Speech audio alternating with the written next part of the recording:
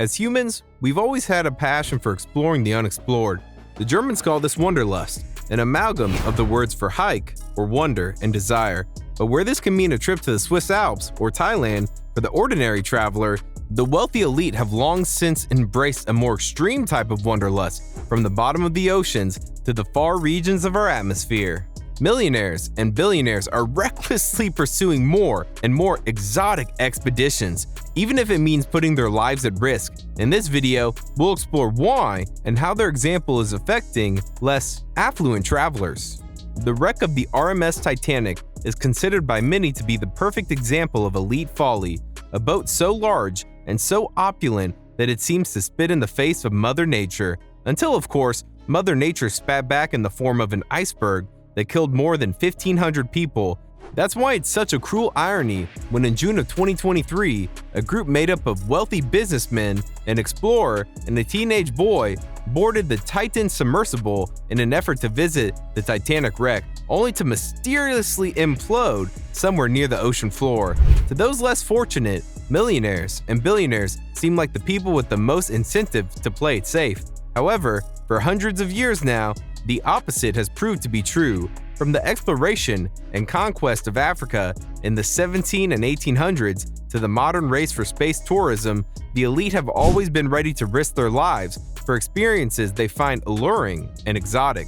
And the problem is getting worse. For instance, companies like SpaceX and Blue Origin have been developing commercial space travel for billionaires for years, capitalizing on decades of research and efforts from top scientists. The Elon Musk and Jeff Bezoses of the world now see space as less of a final frontier and more of a playground where they and those like them can cater to their most extreme whims. Submersibles like the Titan are another example. Even in the wake of the Titan's well-publicized failure, the elite are still lining up to pay tens of thousands for trips to see shipwrecks, marine life, and other sights from the safety of an advanced miniature submarine.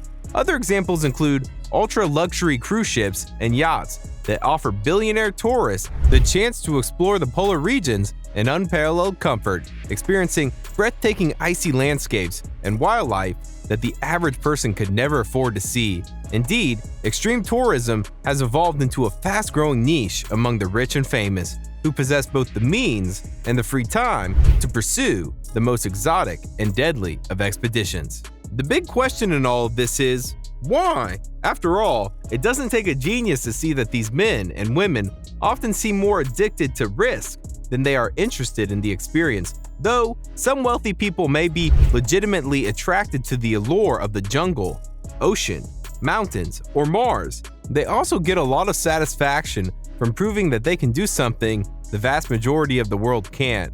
It's hard to deny that they seem more interested in standing on top of Mount Everest to prove they can, not because they're interested in the view. And while their extreme wealth is certainly the means that allow them to undertake these expeditions, many experts theorize that it is also the cause. Over the past 100 years or so, there have been many major studies into how access to vast amounts of money can affect the human brain.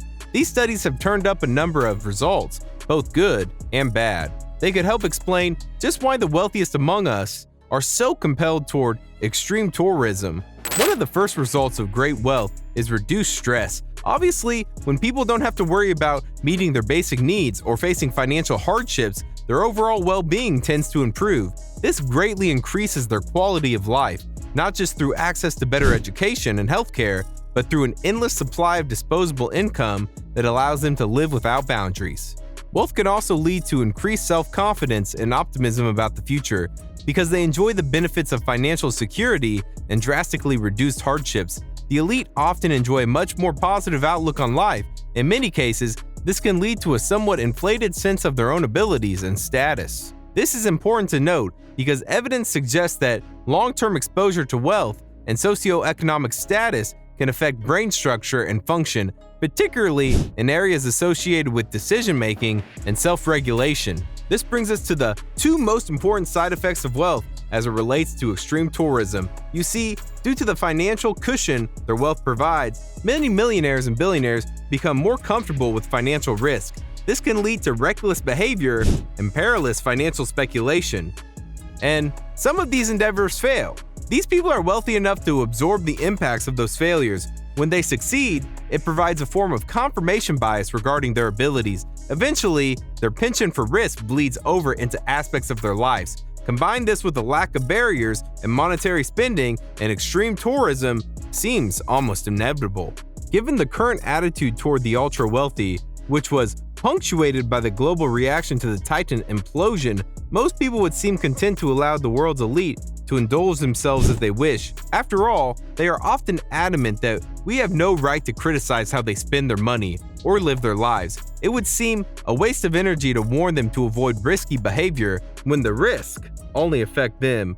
But what's being ignored here is the dramatic impact that the behaviors of the wealthy have on the behaviors on the rest of us. In a way, they are the ultimate influencers. Rather than their exploits being covered on TikTok and Instagram alone, they are often covered in mainstream media as well. And in an effort to emulate the wealthy in some way, the non or less wealthy are finding ways to take similar risks, only without the financial cushion. In fact, extreme tourism has evolved into a growing trend among people from all walks of life. You can now visit Ukraine for a tour of Chernobyl, drive the Death Road in Bolivia, or walk the plank at Mount Hu, China.